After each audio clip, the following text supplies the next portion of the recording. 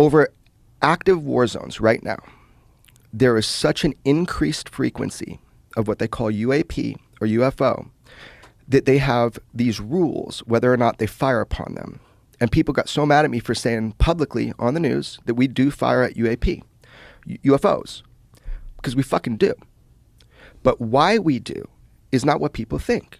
So when you have an active war zone, specifically the area of the world that I'm talking about in the Middle East, anything within 27 to 30 miles of ground troops gets fired upon. That's it. But I was exposed to documents that tell me a little bit more precisely how you choose what to fire upon. And what you fire upon is anything that appears that it could have a payload. Really? Yeah, because it would be a threat. What do they do with like the cubes surrounded by these spheres?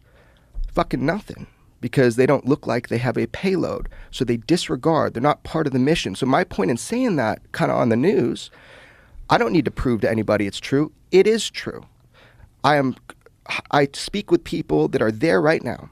It is true. And there's been such an increased frequency since 2021 that it has been pushed up to kind of like critical, where they're like, okay, these things are in our airspace. We could have collisions. But more importantly, like, we see other countries firing on these. Russia, Syria. We know it's not their assets. So the question is, whose are these? So when you say firing at these, so Hellfire missiles. Right. So you have this thing, and what shape are these ones that have payloads?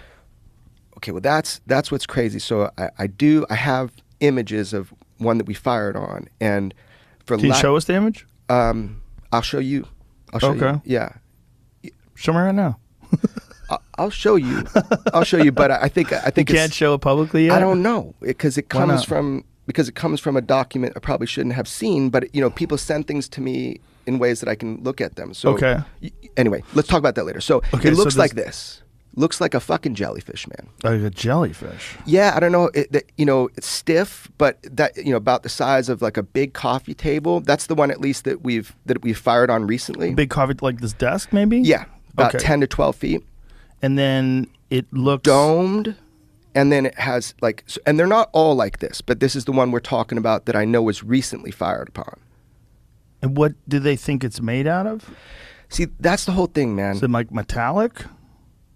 That's the whole thing. There's no retrieval program that's known in these war zones. So even if they did hit something, like, first of all, would they be able to take it down, whatever it is, right? And by the way, we're eliminating that these are balloons, drug smugglers who use balloons and shit like that. These are objects that have controlled flight.